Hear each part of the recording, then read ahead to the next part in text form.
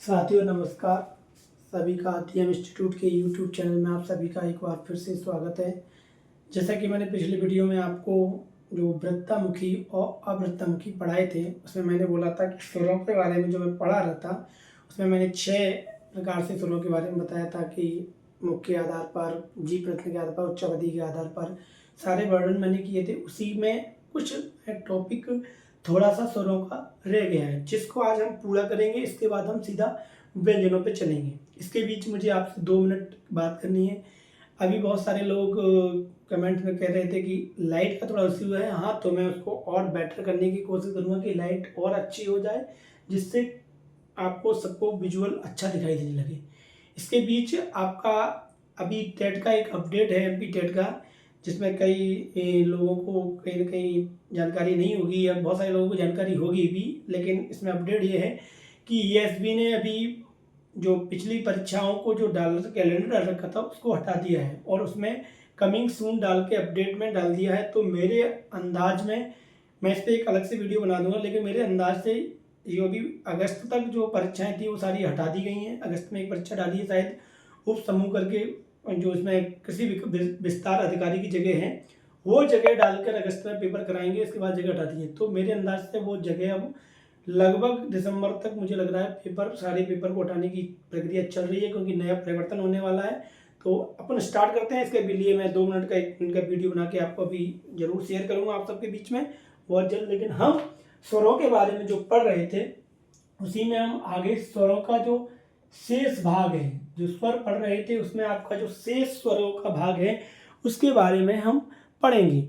स्वरों के बारे में हम अभी पढ़ेंगे। तो शेष में जो आपका वृत्तामुखी और अवृत्तामुखी, उसके आगे जो है उसको पढ़ने वाले हैं, वो है आपका अयोगवाह, जो मैंने आपको पहले भी पढ़ाया था, अयोगवाह। तो अयोगवाह के बारे में अपन पढ़ेंगे। अयोगवाह कौन कौन से योगवाह होते हैं, क्या अयोगवाह के बारे में है, अयोगवाह के बारे में हम पढ़ेंगे। तो अयोगवाह क्या है, तो पहले सबसे पहले हेडिंग लिखेंगे हम अयोगवाह, अयोगवाह, अयोगवाह। तो आयोग नहीं, सॉरी, अयोगवाह, ये क्या है, अयोगवाह। तो अयोगवाह कौन कौन से होते हैं, अयोगवाह होते हैं आपके साथियों अंग और आहा। अंग और आहा, जो अंग और आहा अपन स्वरों में पढ़ते हैं, जो ओ और औ के बाद आते हैं उन्हें हम अयोगवाह कहते हैं। हालांकि ये स्वर हैं। अगर टोटल स्वर मैंने जैसे बताया था आपको कि टोटल स्वरों की संख्या 13 होती है, स्वरों की संख्या 11 होती है और मूल स्वरों की संख्या 4 होती है। इसलिए इसको अच्छे से याद रखना है, क्योंकि ये क्वेश्चन कई बार पूछा जा चुका है। तो अयोगवाह वे वर्ण अयोगवाह कौन होते हैं, वे वर्ण जो ना तो स्वर है ना तो व्यंजन, ना तो वे वर्ण जो ना तो स्वर हैं और ना व्यंजन, ना नहीं सॉरी, वे वर्ण जो ना तो क्या है, ना स्वर है, ना तो हटा देंगे यहाँ तो उससे थोड़ी परिभाषा बिगड़ जाएगी। तो इसको क्या करेंगे, वे वर्ण जो ना स्वर है ना व्यंजन है, ना क्या है, व्यंजन है। वे स्वर जो वे वर्ण जो ना स्वर है। तो इसको यहाँ इरेज कर देते हैं, फिर से लिख देते हैं, कोई बात नहीं। वे वर्ण जो ना स्वर है, स्वर और न व्यंजन, ऐसे लिख लेते हैं। वे स्वर सही नहीं आ रहा, थोड़ा डार्क नहीं चल रहा है। वे वर्ण जो न स्वर,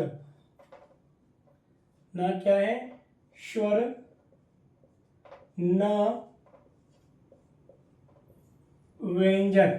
वे वर्ण जो न स्वर है या न व्यंजन, वे वर्ण जो न स्वर और न व्यंजन, तो ये क्या है, वे वर्ण जो न स्वर और न व्यंजन होते हैं, न व्यंजन होते हैं। उन्हें उन्हें अयोग उन्हें अयोग उन्हें अयोगवाह कहते हैं। उन्हें क्या कहते हैं साथियों?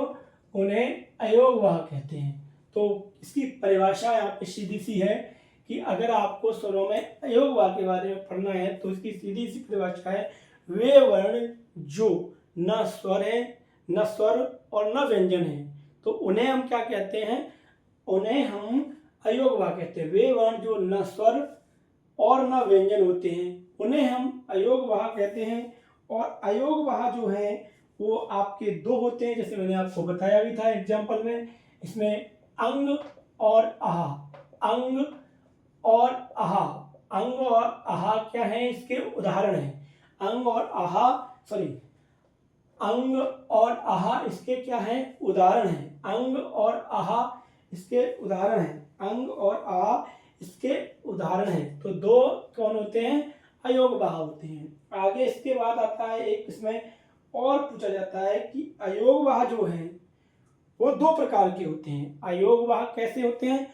दो प्रकार के होते हैं। एक आपके होते हैं विसर्ग और एक होते हैं अनुस्वर। तो अयोगवाह दो प्रकार के होते हैं, जिसमें अनुस्वर और दूसरा विसर्ग स्वर। जैसे अंग को जो है वो अनुस्वर में आता है और विसर्ग जो आहा है, जो आपका आहा है वो क्या आता है? विसर्ग में आता है। तो दोनों को डिफाइन अलग अलग किया गया है। तो मैं आपको सबसे पहले इसमें अनुस्वर के बारे में बताने वाला हूं। अनुस्वर की परिभाषा लिखेंगे। आगे अपन क्या पढ़ेंगे? अनुस्वर क्या है इसके बारे में अपन को पढ़ना है। अनुस्वर क्या है इसके बारे में अपन को पढ़ना है कि अनुस्वर क्या है। अनुस्वर के बारे में अपन को पढ़ना है। अनुस्वर के बारे में पढ़ना है तो अनुस्वर की परिभाषा है, वे वर्ण ध्वनि या वे वर्ण जो स्वरों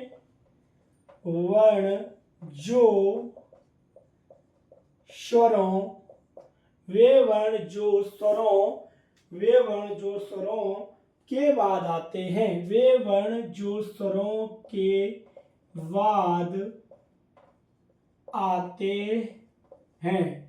वे वर्ण जो स्वरों के बाद आते हैं और इनकी ध्वनि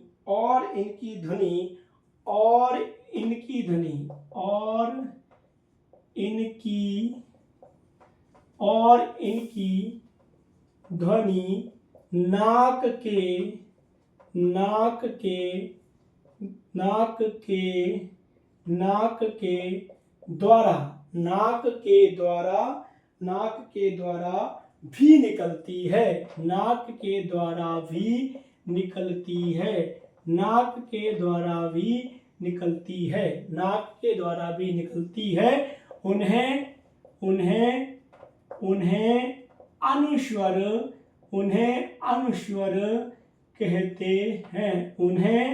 अनुस्वर कहते हैं।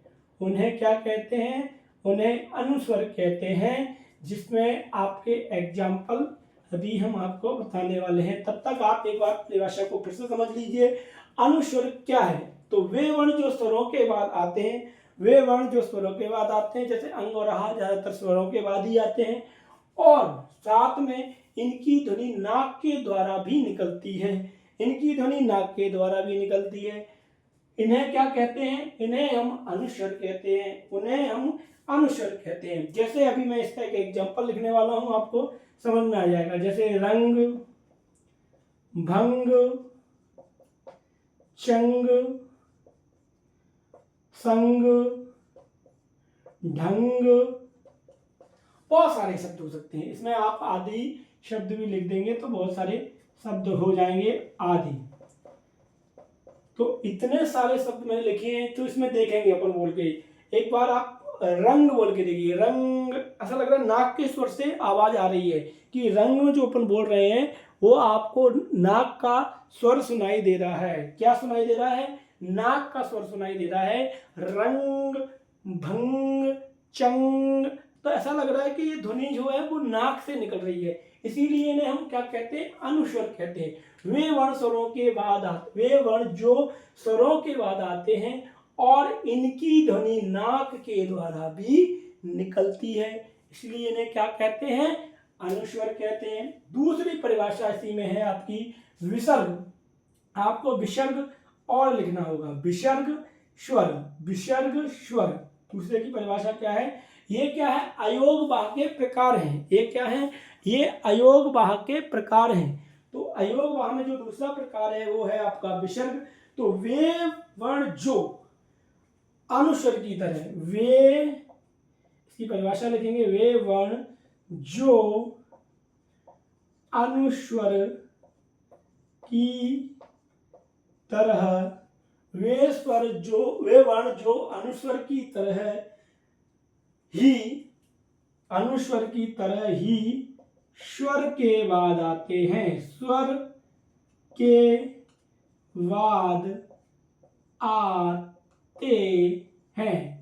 जैसे चंग च आ, तो आ के बाद ही उसमें च है, फिर आ है, फिर अंग है। या अपन पूरी वर्णमाला में जो स्वर पढ़ते हैं उसमें भी ओ और औ, अंग और आह दोनों तभी आते हैं। तो ऐसे भी मान सकते हैं और आप इसी तरीके से भी मान सकते हैं इस चीज को। इसके बाद इसमें आगे जो परिभाषा दी है, इनका उच्चारण हा व्यंजन की तरह होता है। इनका उच्चारण कैसा होता है, हा व्यंजन की तरह। इनका उच्चारण,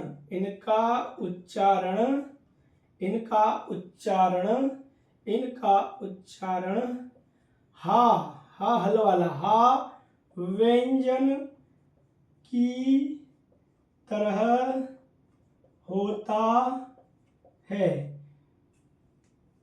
इन्हें क्या कहते हैं, उन्हें हम विसर्ग स्वर कहते हैं, विसर्ग स्वर कहते हैं। क्या कहते हैं, विसर्ग स्वर कहते हैं। अब एक सबसे बड़ा सभी के मन में क्वेश्चन आता है कि हा तो एक व्यंजन है, हा व्यंजन है, लेकिन इसकी जो आवाज है वो हा व्यंजन की तरह है। यहाँ हा का मतलब ये नहीं है कि हा स्वरों में आ रहा है, हा स्वरों में नहीं आएगा, हा तो व्यंजन ही है, लेकिन ये बोल रहा है कि जब इसका हम उच्चारण करते हैं तब हमें ऐसा लगता है कि इसकी आवाज जो है वो हा जैसी, व्यंजन की जो व्यंजन में हा होता है वैसी उसकी आवाज आ रही है, इसलिए उसको यहाँ परिभाषित किया गया है, जिसमें हम आपको एग्जाम्पल में लिख सकते हैं। आप चाहें तो यहाँ भी लिख देते हैं, हम आपको बीच में यहाँ भी लिख देते हैं, अगर समझ में नहीं आएगा तो हम फिर नीचे दोबारा लिख देंगे। जैसे अंतः, अंतः मतलब अंतः ह, तो ह आ रहा है ना, ऐसे ही आपका अंत है, प्रातः, स्वतः, ऐसे कई शब्द हैं जिनमें हम कह सकते हैं कि लास्ट में जो दो बिंदी लगती हैं वो ऐसी लगती हैं कि जैसे हम व्यंजन का हा बोल रहे हों। अगर हम व्यंजन का हा बोलते हैं, जैसे कभी ह, हल, हा, हम, और ऐसे बोले अतः, तो अतः, तो ऐसा लग रहा है कि लास्ट में हा बोल रहे हैं, इसलिए इनको हम क्या कहते हैं, वे वर्ण जो अनुस्वर की तरह ही स्वर के बाद आते हैं, इनका उच्चारण हा व्यंजन की तरह होता है, उन्हें हम विसर्ग कहते हैं। जिसमें एग्जाम्पल है अंतः, प्रातः, स्वतः। तो ये आपको क्या हुआ, अयोग वाक्य के आपको दोनों प्रकार बता दिए गए हैं, अनुस्वर और विसर्ग। तो एक बार पूरा रिपीट करते हैं, यहाँ से आपको एकदम क्लियर समझ में आना चाहिए। अयोग वाक्य कौन होते हैं, अंग और आहा। तो वे क्या होते हैं, वे वर्ण जो ना स्वर है और ना व्यंजन है, ये बीच के हैं, जिनको हम बोल सकते हैं कि ये ना तो स्वर है ना व्यंजन है होते हैं, उन्हें हम अयोग वाक्य कहते हैं, जैसे अंग और आहा। फिर ये दो प्रकार के होते हैं, अनुस्वर और विसर्ग। इसमें आपको अनुस्वर क्या है, तो वे वर्ण जो स्वरों के बाद आते हैं और इनकी ध्वनि नाक के द्वारा भी निकलती है, उन्हें अनुस्वर कहते हैं। अनुस्वर, तो कहीं ना कहीं नाक से उसकी आपको ध्वनि सुनाई देगी, इसलिए उनको हम अनुस्वर बोल रहे हैं। उनको क्या बोल रहे हैं, अनुस्वर। इसके बाद दूसरा, फिर इसमें एग्जाम्पल दिए, रंग, भंग, चंग, संग, डंग, मंग, ये बहुत सारे शब्द बन सकते हैं। दूसरा है आपको सीधा सीधा इसमें जानना है कि विसर्ग। तो विसर्ग में क्या है कि वे वर्ण जो अनुस्वर की तरह ही स्वर के बाद आते हैं, इनका उच्चारण हा व्यंजन की तरह होता है, उन्हें हम विसर्ग स्वर कहते हैं, जैसे अंत, अंतः, स्वतः, प्रातः। तो ये सारे क्या हो गए आपके स्वर। तो स्वरों में हमने इनको पढ़ लिया है। आगे इसमें दो और हैं जिन्हें हमें एक दो और हैं विसर्ग और। अब इसके बाद इसमें एक और आता है स्वरों के बारे में, तो वो भी आपको पढ़ना है। तो आगे हम उसको कंटिन्यू करेंगे। तक आप सब लोग आप देखिए क्लास आप सब लोगों को अगर कैसी लग रही है। अगर क्लास अच्छी लग रही है तो क्लास को लाइक शेयर जरूर करें। कोई भी इशू है, आपकी कोई भी समस्या है तो उसको कमेंट में ज़रूर बताएं। लाइट से कोई इशू है या पढ़ने में या आवाज़ में समझने में कोई इशू है, कोई भी चीज़ समझ में नहीं आ रही है तो भी वो भी आप एक बार कर सकते हैं। बोलने में कोई भाषा का प्रॉब्लम समझ में आ रहा है तो वो भी बोल सकते हैं। जो भी आपका सजेशन कमेंट में रहेगा मैं उस कमेंट को जरूर पढ़ूंगा और आप सबका सॉल्यूशन जरूर करूंगा। अब लाइट पहले से बेटर हुई है कि नहीं हुई है ये भी एक आप बता सकते हैं कमेंट करके।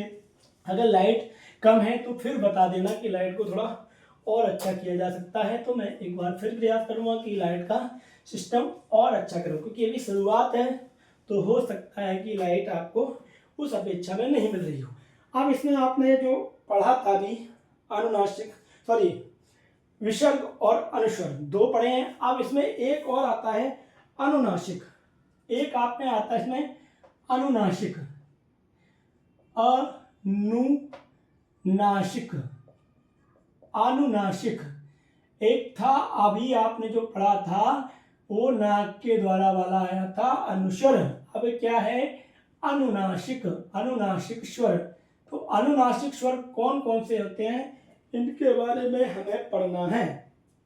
तो ये अनुनासिक हैं। ये क्या है अनुनासिक हैं। ये जब बोली जाती हैं तो इसमें ऐसा लगता है कि हम जब इनको बोलते हैं तो हमारे मुंह से ऐसा लगता है कि मुंह से और नाक से दोनों जगह से इसकी आवृत्ति या मतलब इसकी आप बोलेंगे तो ऐसा लगता है दोनों जगह से हम इनको बोलते हैं। जैसे एक एग्जाम्पल भी बोल सकते हैं पहले, फिर इसके बाद इसकी परिभाषा लिखेंगे। जैसे हम बोले चांद, चा, तो चा नाक भी है और मुंह भी है, चांद। तो चांद जब आपने बोला तो आप नाक के स्वर भी बोले और मुंह से भी बोले, इसलिए इसको क्या बोला जाता है अनुनासिक। नाक से पहले माने पहले आने कोई चीज उससे पहले, तो मुंह और नाक दोनों के साथ चले, इसलिए उनको क्या बोला जाता है अनुनासिक। अनुनासिक क्या है वे ध्वनियां। इसको क्या लिखेंगे वे ध्वनियां, वे ध्वनियां, वे ध्वनियां, वे ध्वनियां नाक और वे ध्वनियां जो नाक और मुंह, नाक और मुंह, नाक वे ध्वनियां जो नाक और मुंह, वे ध्वनियां जो नाक और मुंह दोनों की सहायता से, दोनों की सहायता, दोनों की सहायता से वे ध्वनियां जो नाक और मुंह दोनों की सहायता से, दोनों की सहायता से बोली जाती हैं या दोनों की सहायता से बाहर निकलती हैं, बाहर निकलती हैं, बाहर निकलती हैं। तो दोनों परिभाषाएं हो सकती हैं कि वे ध्वनियां जो नाक और मुंह दोनों की सहायता से बोली जाती हैं उन्हें अनुनासिक स्वर कहते हैं, या बाहर निकलती हैं उन्हें भी हम अनुनासिक स्वर कहते हैं।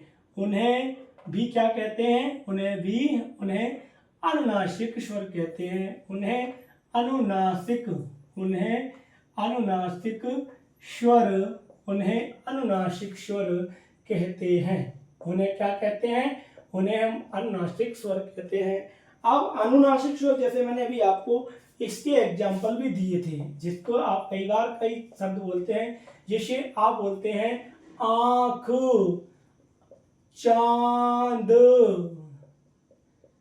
जैसे शब्द बोलते हैं बहा, बोलते हैं ना बहा, बहा। इसके बाद है आंगन। ये कई ऐसे शब्द हैं जिन्हें जब आप बोलते हैं तो ऐसा लगता है कि हमारे नाक और मुंह दोनों जगह से या दोनों की सहायता से, दोनों की सहायता से इनको क्या हो रहा है, बाहर निकल रही हैं या बोली जा रही हैं, इसलिए इन्हें हम अनुनासिक स्वर कहते हैं। तो इसकी भाषा क्लियर है कि अनुनासिक स्वर कहने कहते हैं वे ध्वनियाँ जो नाक और मुंह, वे ध्वनियाँ जो नाक और मुंह के द्वारा जो बाहर आती हैं उन्हें हम अनुनासिक ध्वनियाँ कहते हैं। और ये उदाहरण में है आपके आँख है, चांद है, बहा है, आंगन है, ये सारे उदाहरण और कई होते हैं। ऐसे जो शब्द आएंगे वो सारे अनुनासिक शब्द होंगे। सीधा सा आप आंसर याद रखिए, या सीधी सी बात याद रखना है कि इस प्रकार के कोई भी शब्द लिखे हैं वो सारे शब्द अनुनासिक स्वर में आते हैं। इसके बाद एक और इसमें परिभाषा है। इसके बाद हमारा स्वरों वाला चैप्टर इसमें जो है वो वर्णमाला में खत्म हो जाएगा। फिर इसके आगे हम व्यंजन पढ़ेंगे। तो इसमें एक और है, वो है अर्धस्वर। अर्धस्वर का मतलब है वो स्वर तो हैं लेकिन आधे स्वर हैं। स्वर तो हैं लेकिन उन्हें आधे रूप में स्वर कहा जाता है, मतलब पूर्णतः वह स्वर नहीं है। जैसे कि हम जब स्वरों में गिनती करते हैं तो अंग और आह की भी गिनती करते हैं। अगर कुल स्वर पूछे जाते हैं तो 13 बोलना पड़ता है, स्वर बोलते हैं तो 11 बोलना पड़ता है, मूल स्वर बोले तो 4 बोलना पड़ता है। ऐसा ही ये भी स्वर हैं, लेकिन क्या है, ये अर्ध स्वर हैं। तो इनको हम क्या बोलेंगे, अर्धस्वर। अर्धस्वर क्या है, या और वाह, या और वाह, या और वाह, ये क्या है, उच्चारण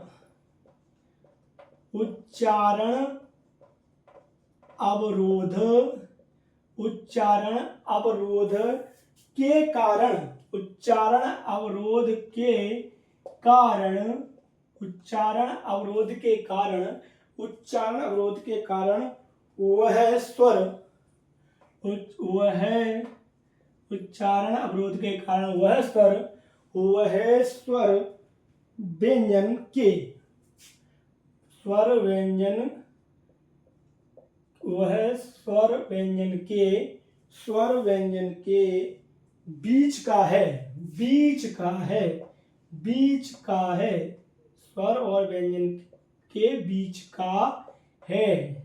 या और वाह उच्चारण अवरोध के कारण वह स्वर और व्यंजन के बीच का है, अर्थात दो स्वरों से बना है।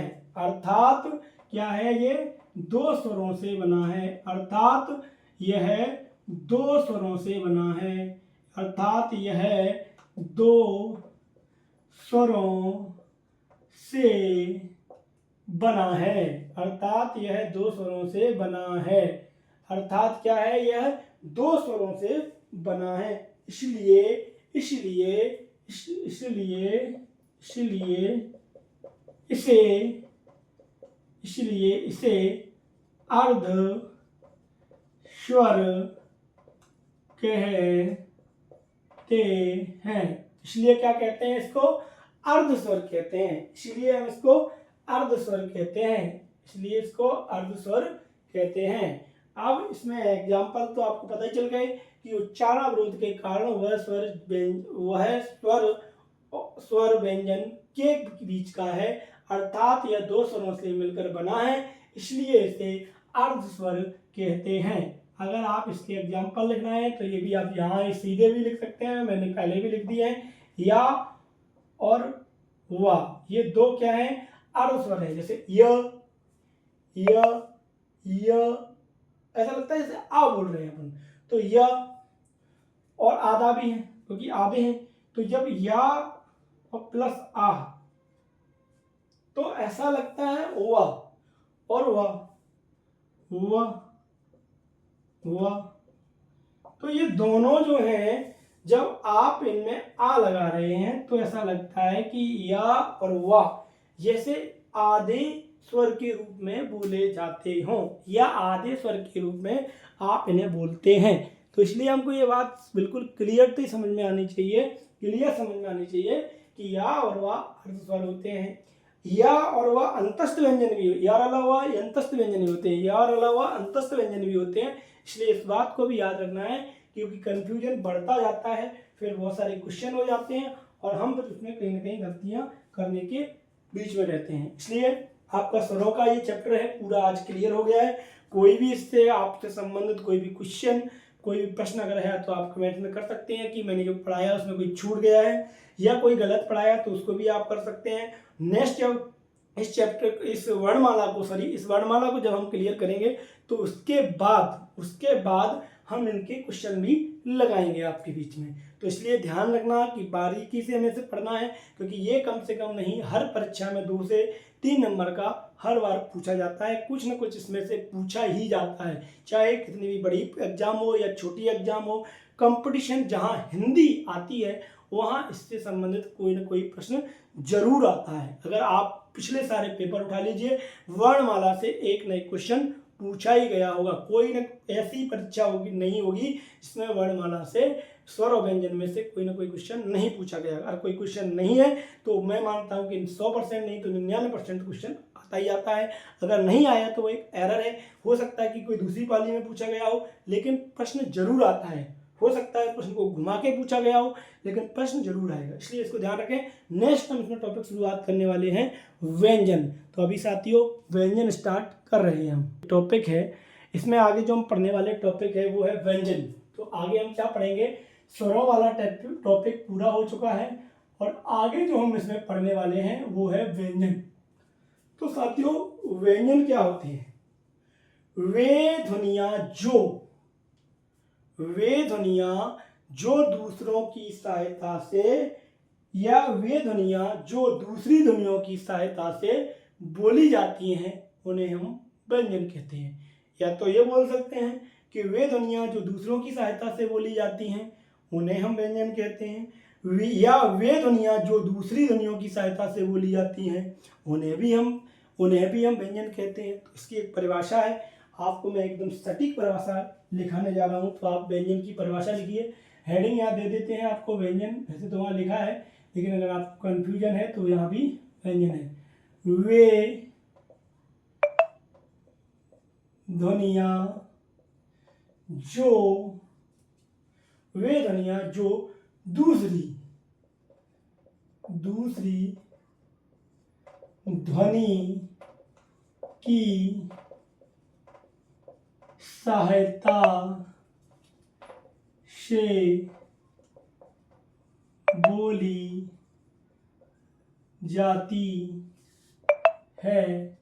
वे ध्वनियां जो दूसरी ध्वनि की सहायता से बोली जाती है उसे हम क्या कहते हैं, व्यंजन कहते हैं। क्या कहते हैं हम उसे, व्यंजन कहते हैं। तो वे ध्वनियां जो दूसरी ध्वनि की सहायता से बोली जाती हैं, वे ध्वनियां जो दूसरी ध्वनि की सहायता के बिना बोली न जा सके वे व्यंजन है। ऐसे ठीक है, ये भी एक सही है कि वे ध्वनियां जो दूसरी ध्वनि की सहायता से बोली जाती हैं उन्हें हम क्या कहते हैं, उन्हें हम व्यंजन कहते हैं। ठीक है, अब आगे हम आपका व्यंजनों का वर्गीकरण करने वाले हैं। व्यंजनों का क्या करने वाले हैं, व्यंजनों का वर्गीकरण। जैसे अभी हमने स्वरों का वर्गीकरण पढ़ा था, 2 आपकी क्लासों में, फर्स्ट सेकंड 2 क्लास पढ़ी हमने, दोनों में आपका स्वरों का वर्गीकरण, तीसरी क्लास में भी थोड़ा इसके चैप्टर है वो हमने पूरा किया है। आगे हम इसमें व्यंजनों का वर्गीकरण करना चाहते हैं। तो व्यंजनों का वर्गीकरण आप देखेंगे 7 प्रकार से किया गया है। व्यंजनों का वर्गीकरण किया गया है वो 7 प्रकार से किया गया है। व्यंजनों का वर्गीकरण 7 प्रकार से किया गया है। व्यंजनों का वर्गीकरण कितने प्रकार से किया गया है, तो व्यंजनों का वर्गीकरण 7 प्रकार से किया गया है। तो व्यंजनों का वर्गीकरण 7 प्रकार से किया गया है।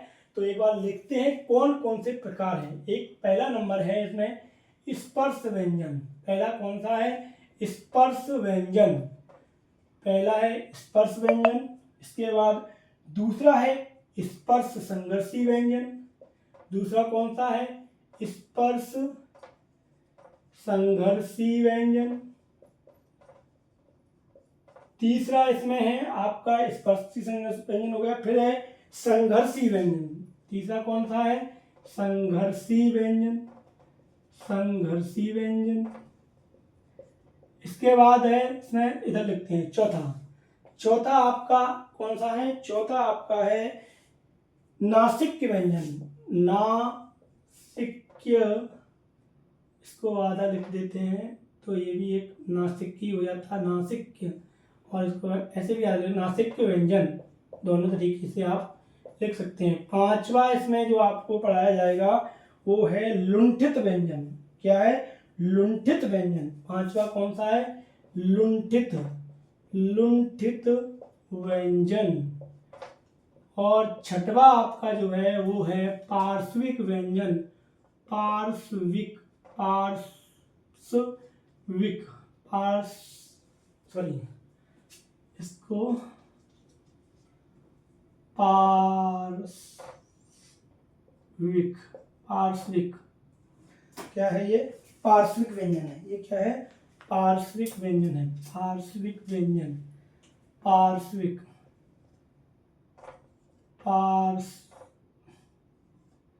पार्श्विक, पार्श्विक व्यंजन। और नंबर 7 है इसमें आपका उच्छित व्यंजन। उच्छित, उच्छित, उच्छित व्यंजन। तो कितने हो गए? व्यंजन की परिभाषा हो गई, व्यंजनों के वर्गीकरण, व्यंजनों का प्रकार हो गया। तो ये व्यंजनों का आपका प्रकार है जिसमें हम आपको पढ़ा रहे हैं व्यंजनों का प्रकार। व्यंजन क्या है? वे ध्वनियाँ जो दूसरी ध्वनि की सहायता से बोली जाती हैं या बोली जा रही हैं। दूसरी ध्वनियों की लिख दो यहाँ पे, ध्वनियों की सहायता से बोली जाती है, उसे व्यंजन कहते हैं। और फिर ये व्यंजनों का वर्गीकरण है। व्यंजनों का वर्गीकरण कितने प्रकार से किया गया है? तो व्यंजनों का वर्गीकरण 7 प्रकार से किया गया है। स्पर्श व्यंजन, स्पर्श संघर्षी व्यंजन, संघर्षी व्यंजन, नासिक व्यंजन, लुंठित व्यंजन, उच्छित व्यंजन, पार्श्विक व्यंजन। तो ये 7 प्रकार से इसका आपको वर्गीकरण दिया। सबसे पहले हम इसमें पढ़ने वाले हैं स्पर्श व्यंजन। तो आपको साथियों इसमें सबसे पहले मैं पढ़ाने वाला हूँ आपको स्पर्श व्यंजन। तो आपको सबसे पहले जो पढ़ाऊंगा वो स्पर्श व्यंजन पढ़ाऊंगा आपको। सबसे पहले स्पर्श व्यंजन, क्योंकि थोड़ा इसको भी आप रिलेट कर देते हैं स्पर्श व्यंजन के बारे में। अब अपन उसकी परिभाषा और कौन कौन से स्पर्श व्यंजन होते हैं उनके बारे में अब अपन लोग पढ़ेंगे, उसके बारे में कि स्पर्श व्यंजन की परिभाषा कौन सी है, स्पर्श व्यंजन कौन कौन से हैं। तो ये सारी चीज़ें हमें पढ़नी होंगी। अगर कोई समस्या है इस वीडियो को लाइक, शेयर और कमेंट जरूर करते रहें। अगर आपको कोई समस्या तो उसको, अपनी समस्याओं को भी यहाँ रख सकते हैं। आपका कोई सजेशन है वो भी रख सकते हैं। तो इस वीडियो को लाइक, शेयर और चैनल को सब्सक्राइब करते रहें। अगर आपको मज़ा आ रहा है क्लास पढ़ने में, अगर आपको अच्छा लग रहा है तो आप ज़रूर इस क्लास से जुड़े रहें लगातार, और लोगों को लाइक, शेयर और करते रहें, क्योंकि ये एकदम प्लेटफॉर्म फ्री है। इसमें कोई कॉस्ट नहीं लगेगी। बस आपको इसमें 1 घंटे अपना समय देना होगा, आपकी हिंदी एकदम मजबूत हो जाएगी। आप सबसे पहले इसमें पढ़ने वाले हैं हम स्पर्श व्यंजन। तो स्पर्श व्यंजन के बारे में हमको पढ़ना है। स्पर्श व्यंजन, स्पर्श व्यंजन। तो स्पर्श व्यंजन क्या है उसके बारे में हमको लिखना है। स्पर्श व्यंजन की परिभाषा लिखनी है। तो स्पर्श व्यंजन की जो परिभाषा है वो हम लिखेंगे, जिन व्यंजनों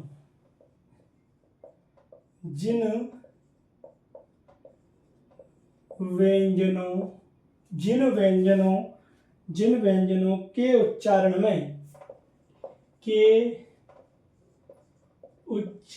में वायु, वाग यंत्र मतलब अपने मुंह, वाग यंत्र के किसी अवयव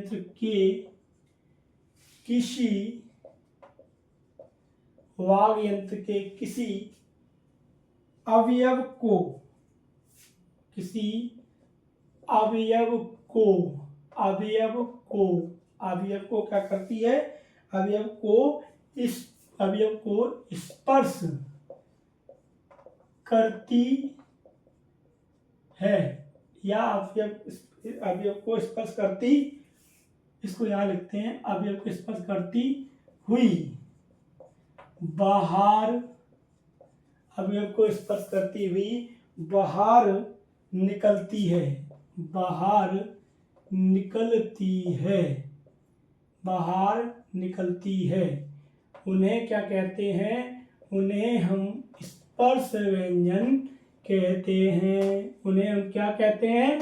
उन्हें हम स्पर्श व्यंजन कहते हैं। उन्हें क्या कहते हैं? उन्हें हम स्पर्श व्यंजन कहते हैं। तो एकदम और स्पर्श व्यंजन कहते हैं। इसमें आगे और लिख देते हैं इनकी संख्या, फिर इसके बाद हम आपको इसको क्लियर करके समझाएं। इनकी संख्या 25 होती है, ये और ध्यान रखना है। और इसमें लिख देंगे ये का से, ये लिख लो या तो यहाँ लिख लो, होती है का से माँ तक होते हैं। बस ये आपको इतना इसका लिखना है। तो एक बार फिर से आप स्पर्श व्यंजनों के बारे में हम आपको पूरा एकदम क्लियर समझाने वाले हैं कि इसकी परिभाषा क्या है। और स्पर्श से ही मतलब समझ आ रहा है कि ये शरीर, जो मुंह से आप बोलेंगे तो जो वायु निकलेगी वो शरीर के किसी न किसी अंग को छूकर जरूर निकलेगी, टच जरूर होगी। जैसे हम बोले क, तो तालु के ऊपर वाला हिस्सा है, उसको जीभ टच कर रही है। आ ड तो ऊपर जा रही, तो जीभ से टकरा रही। तो ये सारी चीज़ें हमें याद रखनी है कि ये कहीं ना कहीं किसी न किसी उससे जरूर टकरा के, इसमें लिखा भी है कि जिन व्यंजनों के उच्चारण में वायु वाग यंत्र के किसी अवयव को स्पर्श करती हुई बाहर निकलती है उन्हें हम स्पर्श व्यंजन कहते हैं। इनकी संख्या 25 होती है और ये 25 में भी का से मात्रक होते हैं। तो एक बार हम पूरे आपको लिखने वाले हैं यहाँ से, जो आपको अगर पूरी उलम नहीं आती है, अगर आती है तो आप लिख सकते हैं, लेकिन हम आपको पूरे लिख के बताने वाले हैं कि 25 कौन कौन से होते हैं। हालांकि मैंने इसको फर्स्ट वीडियो में आपको जब पढ़ाया था तो इसको बताया था, लेकिन हम इसमें फिर से बताने वाले हैं। एक है का, ख, ग, य, च, छ, ज, ज, ङ, ट, ठ, ड, ढ, अण, त, थ, द, ध, न, प, फ, ब, भ, म। तो ये आपके 25 हो गए। आप ऐसे गिन सकते हैं, यहाँ से भी 5 5 5 5 5 10 15 20 25। तो ये आपके कितने हो गए? 25 स्पर्श व्यंजन हो गए। आपके 25 स्पर्श व्यंजन हो गए। आपको ये क्लियर होना चाहिए कि स्पर्श व्यंजन जो होते हैं वो कितने होते हैं? 25। 25 अगर आपको प्रश्न आ जाए कि जिन व्यंजनों के उच्चारण वायु वाग यंत्र से किसी वाग यंत्र के किसी अवयव को स्पर्श करते हुए बाहर निकलती है तो उसे क्या कहते हैं? तो उसको स्पर्श व्यंजन कहते हैं। स्पर्श व्यंजनों की संख्या कितनी होती है? 25 होती है। कहाँ से कहाँ तक होते हैं? तो का से माँ तक होते हैं। कौन कौन से होते हैं? तो आपको ये याद रखना है, का से माँ में जो भी का से माँ के बीच में जितने भी, यानी का और माँ के बीच में जितने भी, का भी है लेकिन माँ भी है, इसके बीच में जितने भी स्पर्श व्यंजन आएंगे, जितने भी वर्ण आएंगे या जितने भी व्यंजन आएंगे वो सारे स्पर्श व्यंजन होंगे।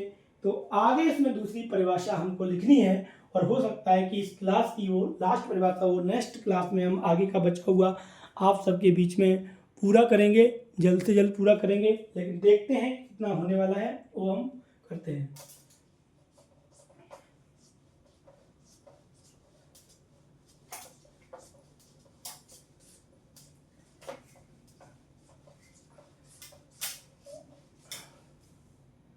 इसके बीच में एक लास्ट परिभाषा है इस क्लास की, और अगर हो सकेगा तो आगे भी रखेंगे, कंटिन्यू रखेंगे। आप क्लास को ज़रूर बताएं कि क्लास आपको कैसी लगी।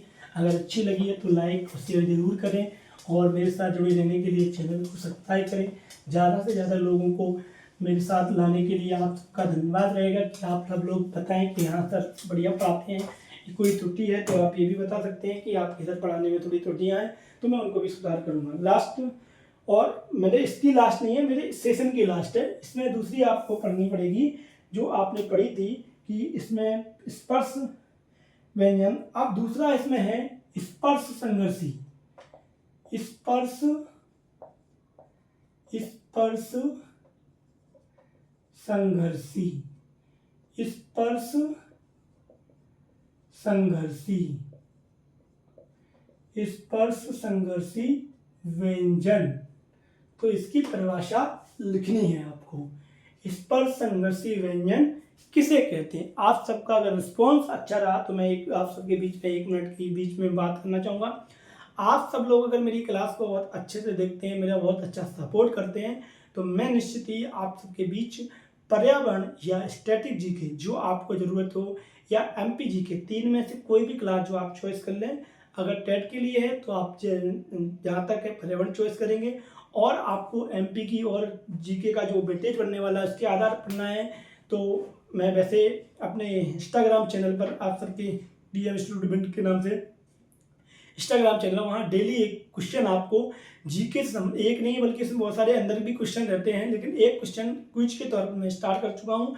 वो क्लास भी आप अगर वो थोड़ा छोटा सा वीडियो रहता है उसको भी देख सकते हैं, तो आपका एक जीके का बाई चांस अगर वहाँ से कोई एक क्वेश्चन फंसता है तो आपका एक जीके का 1 नंबर तैयार हो जाता है। तो आप वो क्लास भी देख सकते हैं। और अगर आप लोग चाहेंगे, आप लोग सब मेरा सहयोग करेंगे, तो मैं जल्द ही इस यूट्यूब चैनल पर भी आप सबके बीच एमपी जीके, स्ट्रेटजी जीके या पर्यावरण की क्लास स्टार्ट कर सकता हूँ। आप सबके उस पर राय पर आप लोग सब जब कमेंट करेंगे तो मैं इसको स्टार्ट कर दूंगा, क्योंकि मैं अभी इसको हिंदी स्टार्ट किया है। हालांकि मेरा मन था कि पर्यावरण करूँ, लेकिन मैं चाहता हूँ कि सबसे पहले आपका रिस्पॉन्स क्या है, क्योंकि मैं पढ़ाता रहूँ और कोई रिस्पॉन्स ना आए तो फिर मेरे पढ़ाने का कोई मतलब भी नहीं है। क्योंकि सबको पढ़ने के लिए अगर कोई प्लेटफॉर्म अच्छा है और फ्री में मिल रहा है तो उसको जरूर लें, क्योंकि उसमें आपका कुछ लगने वाला नहीं है। आप कहीं भी पढ़ रहे हैं, यहाँ भी पढ़ सकते हैं, वहाँ भी पढ़ सकते हैं, कोई रोक किसी की नहीं है।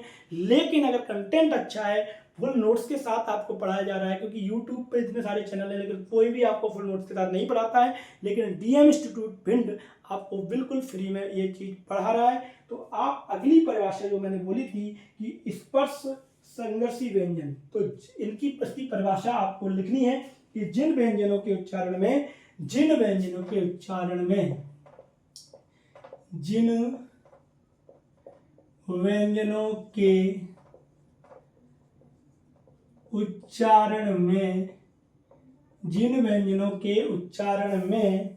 वायु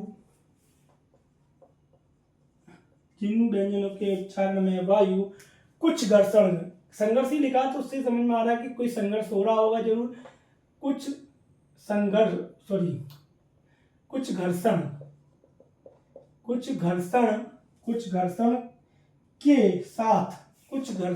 के साथ बाहर